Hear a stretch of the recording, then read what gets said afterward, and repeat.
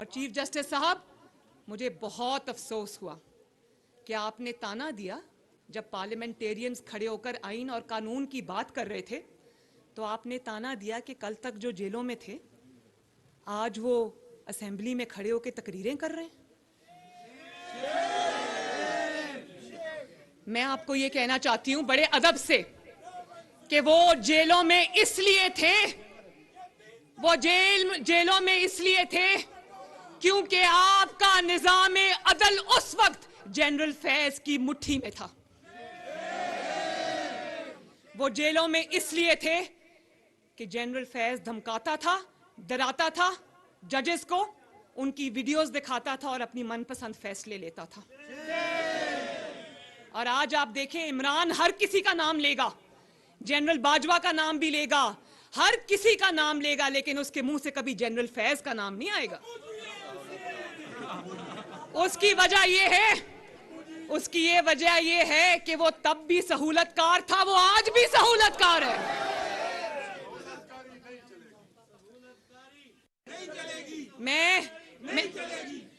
मैं chief justice से ये कहना चाहती हूं कि आप जानते हैं, आप समझते हैं इस बात को कि किसी आइडियोलॉजी के लिए, किसी नजरिए के लिए, किसी असूल के लिए जेल जाना कितने बड़े फख्र की बात है।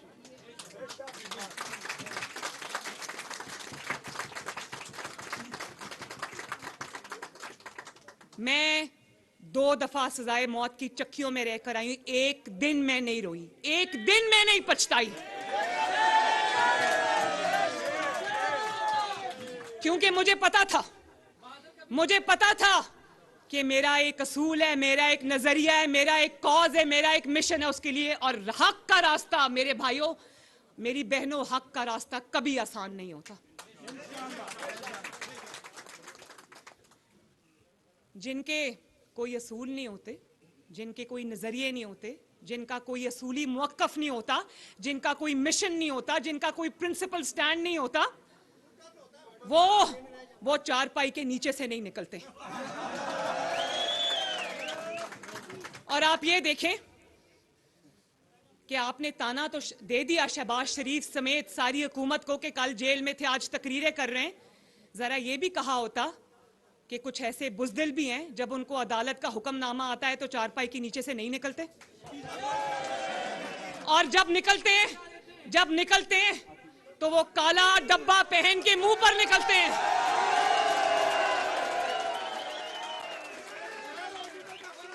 वो जैसे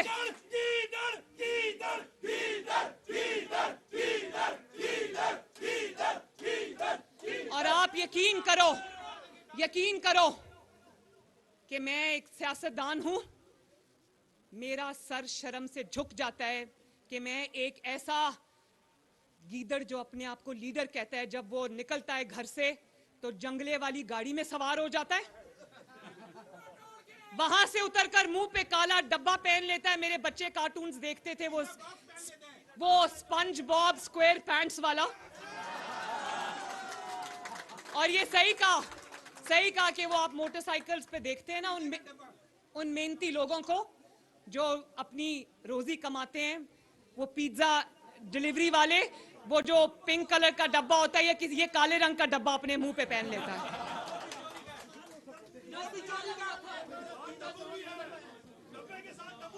और चीफ जस्टिस साहब,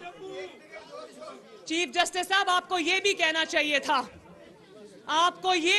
चाहिए था कि जो जेलें भुगत के आए हैं उन्होंने झूठे मुकदमे भी भुगते और आपकी नाक के नीचे भुगते, और ये जानते हुए भी कि मुकदमे झूठे हैं, मुकदमे सियासी हैं, मुकदमे जो है वो इंतकाम पर मबनी है, क्योंकि सियासत में नवाज शरीफ का मुकाबला नहीं कर सकते, हमेशा फाउल प्ले करते हैं। हमने वो जानते हुए भी वो मुकदमे भुगते। हमारी 200 से जायद पेशियां हैं, 150 से जायद पेशियां तो मैंने अपने बाप का हाथ पकड़कर मैं पेश हुई हूं अदालतों में। और कौन सी अदालत है जिसमें मुस्लिम लीग नून नहीं रुलती रही, चाहे वो सेशन कोर्ट्स हों, चाहे वो नैब कोर्ट्स हों, चाहे वो हाई कोर्ट्स हों, चाहे वो सुप्रीम कोर्ट्स हो। दुनिया की कोई अदालत नहीं है जिसमें मुस्लिम लीग नून को चक्कर आपने नहीं लगवाए, फिर भी गलत सजाएं भी काटी, लेकिन कानून के सामने पेश होकर एक नया प्रेसिडेंट सेट किया। ये वही करते हैं, आपसे सब बेहतर जानते हैं आप लोग, ये वही करते हैं जिनका दामन साफ होता है। जिनका दामन साफ नहीं होता ना, वो कहते हैं। कल मैं देख रही थी नैब ने जब बुलाया पिंकी पीरनी को, तो उन्होंने आगे से कहा कि वो कोई ऑफिस, पब्लिक ऑफिस होल्डर नहीं है। तो मरियम नवाज शरीफ कौन सी पब्लिक ऑफिस होल्डर थी? सरीना ईसा साहिबा कौन सी पब्लिक ऑफिस होल्डर थी? जब बात आती है, जब ये साइफर का ड्रामा किया इसने झूठा, तो वो देखा ऑडियो में, वो पीरनी साहिबा कह रही हैं कि अरसलान बेटा सबको गद्दारी में छुपा दो और गद्दारी से लिंक कर दो।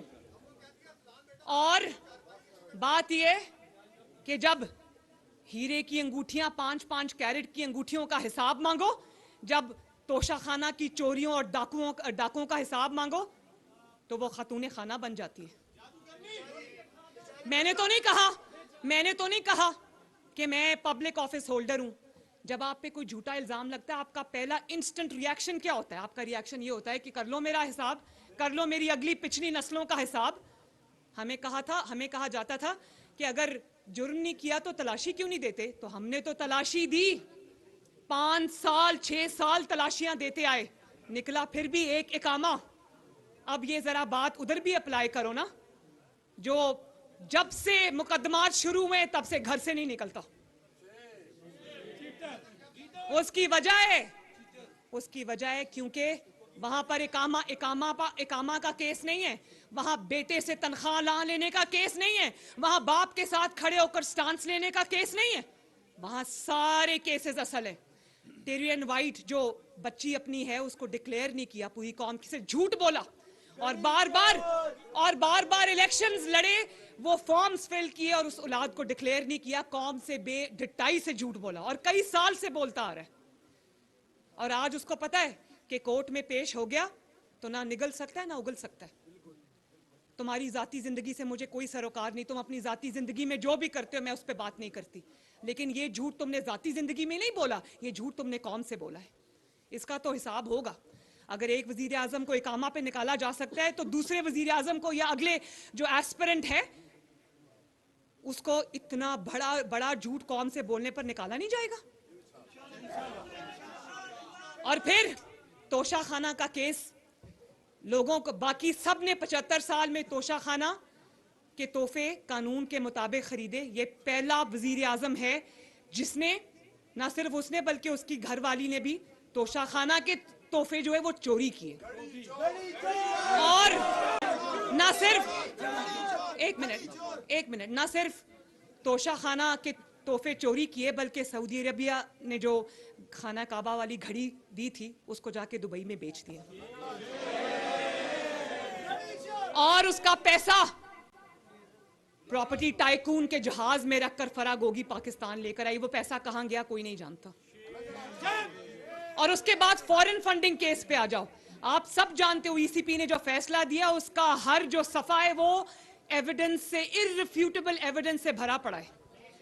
तो अब पता चला है कि ये चारपाई के नीचे से क्यों नहीं निकलता। वरना अगर झूठे मुकदमे थे तो 2 दिन की बात है। ये तो अभी सहूलतकार अदलिया में बैठे हुए हैं, अभी सहूलतकार अदलिया में बैठे हुए हैं। अगर झूठे मुकदमे थे ना, अभी सहूलतकार अदलिया में बैठे हुए हैं।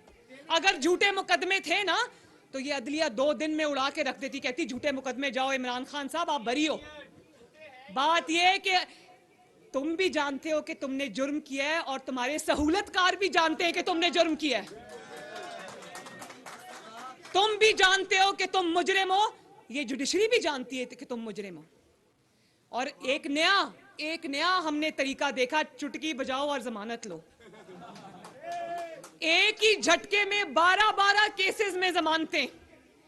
और मुझे वो वक्त याद है कि 4 महीने की जेल के बाद, 6 महीने की जेल के बाद, साल की जेल के बाद, 2 साल की जेल के बाद हमारा बेंच बनता था और उम्मीद जागती थी कि शायद आज बेल मिल जाए। और रात को खबर जेल के सेल में ये मिलती थी कि बेंच टूट गया 3 हफ्ते के लिए। और आप देखो कि अल्लाह ताला का कितना फजल है। मैं हमेशा वो शेर पढ़ती हूँ, जिस हद से कोई मकतल में गया वो शान सलामत रहती है। ये जान तो आनी जानी है, इस जान की कोई बात नहीं। मैं जब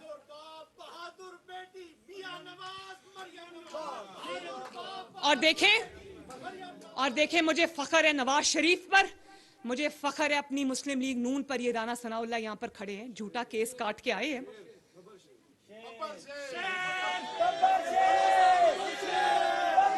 एक मिनट राना सनाउल्लाह साहब को कहा गया कि इनकी वाइफ ने शायद इनको पूछा कि इतना गर्मी का मौसम है तो आपने मौजे क्यों पहने हुए हैं, तो उन्होंने कहा कि वो जमीन पे सुलाते हैं, वो चूंटियां इतनी होती हैं, वो कभी कान में चली जाती हैं, कभी जिस्म पे काट लेती हैं। लेकिन बात ये नहीं है, बात ये है कि 2-2 साल की जेल के बाद, 6-6 माह की जेल के बाद, झूठे मुकदमों में इंतकाम भुगतने के बाद, सियासी इंतकाम भुगतने के बाद जब बाहर आते थे तो हंसते हुए बाहर आते थे। ये इनको 2-2 घंटे में जमानतें मिल रही हैं, लेकिन एक दूसरे के गले लग लग के रो रहे हैं। टीवी प्रोग्राम्स पे रो रहे हैं। तुम तो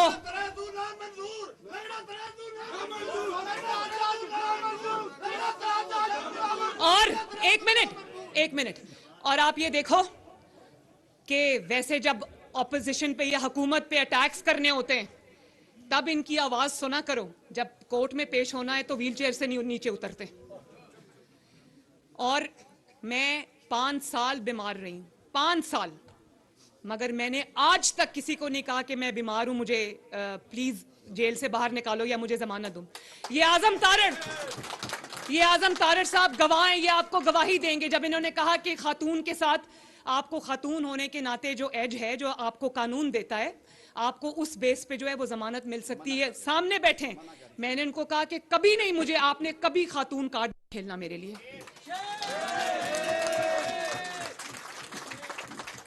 और आज भी मुझे डराते हैं कि तुम सीधी बात करती हो, वो हजम नहीं होती लोगों को, तो तुम्हारे पे कंटेम्प्ट लग जाएगी। तो मैं कहती हूं कि कंटेम्प्ट लगती है तो लगा दो। उस रिज्क से मौत अच्छी जिस रिज्क से आती हो परवाज में कोताही। और बस और मैं ये कहना चाहती हूं कि मैं तो तब नाअहल हो गई थी जब मैंने अभी कभी किसी लोकल बॉडीज का इलेक्शन भी नहीं लड़ा था, और 5 साल में नाअहल रही, 6 साल में नाअहल रही। तो नाअहली से उसको डराते हो जो 6 साल झूठी नाअहली भुगत के आई है, जेल काट के आई है। नाअहली से मत डराओ हमें, तुम्हें शायद ना वो मुंह पे काला डब्बा डाल के घूमने वाले बुज़दिलों की आदत हो गई है।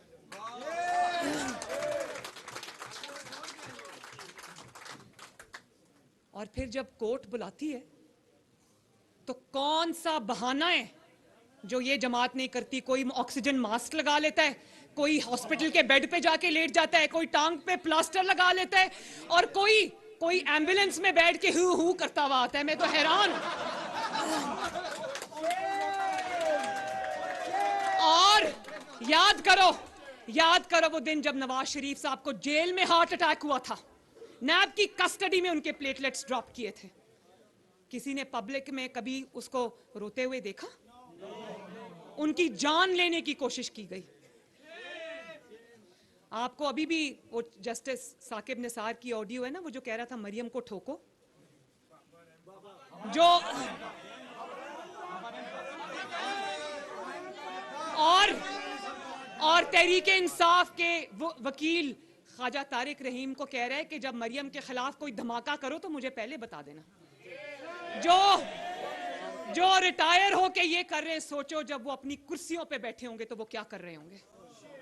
हम तो वो वाला इंतकाम और वो वाला भुगत कर आए हैं, जुल्म बुग़्ज़ भुगत के आए हैं, हसद भुगत के आए हैं, और आज भी डरे नहीं, वही हक की बात कर रहे हैं। लगानी है कंटेम्प्ट तो लगा दो। कभी इमरान खान का जब केस आया, वो जब सुप्रीम कोर्ट से 5-0 का केस जब था आइन तोड़ने का, तो कहा गया कि इमरान ने आइन तोड़ा है। एक सेकंड जी प्लीज। कहा गया इमरान ने आइन तोड़ा है, पीटीआई ने आइन तोड़ा है, हुकूमत ने आइन तोड़ा है तब की। उस वक्त उस फैसले के बाद पीटीआई ने बतौर जमात वो 5 मेंबर्स का जो बेंच था ना, उसकी तस्वीर अपनी जो गाड़ियों पर लगाकर उन पर जूते बरसाए थे। आज उसको आइन का भाषण याद आ गया, जिसने पाकिस्तान के आइन को कभी कुछ समझा ही नहीं, पाकिस्तान के कानून को, चाहे वो हुकूमत में हो या हुकूमत से बाहर हो, उसने कभी पाकिस्तान के आइन और कानून को, लोगों को भाषण देता है कि ताकतवर के लिए कानून और है और जो छोटा आदमी है बेचारा गरीब आदमी उसके लिए कानून और है। तो छोटा आदमी गरीब आदमी तो फांसी चढ़ जाता है। आज पता चला है कि ताकतवर सिसिलियन माफिया क्या होता है। पूरी हुकूमत, पूरी जो स्टेट है, पूरी जो निज़ाम अदल है, वो उस कोशिश कर रही है कि वो कोर्ट में पेश हो जाए, वो कोर्ट में पेश होके नहीं देता। और फिर जब जाता है तो जत्थे लेकर जाता है। वो जो जंगला गाड़ी बनवा ली है ना, उसके जंगले के ऊपर लोग खड़े होते हैं जिन्होंने क्लाशनिकोव पकड़ी होती है, उस तरह वो कोर्ट में जाता है।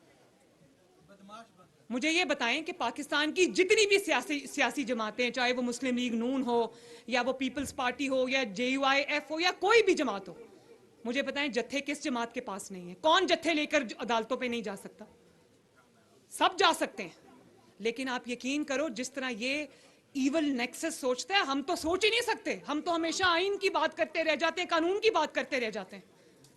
और अगर चीफ जस्टिस साहब यही प्रेसिडेंट सेट होना है कि जज ज़ेबा मैं तुम्हें छोड़ूंगा नहीं, आपकी तस्वीर पे इसने जूते बरसाए, अगर यही प्रेसिडेंट सेट होना है तो फिर आने वाले वक्तों में इसको आपको बर्दाश्त करना पड़ेगा। हर कोई यही करेगा फिर।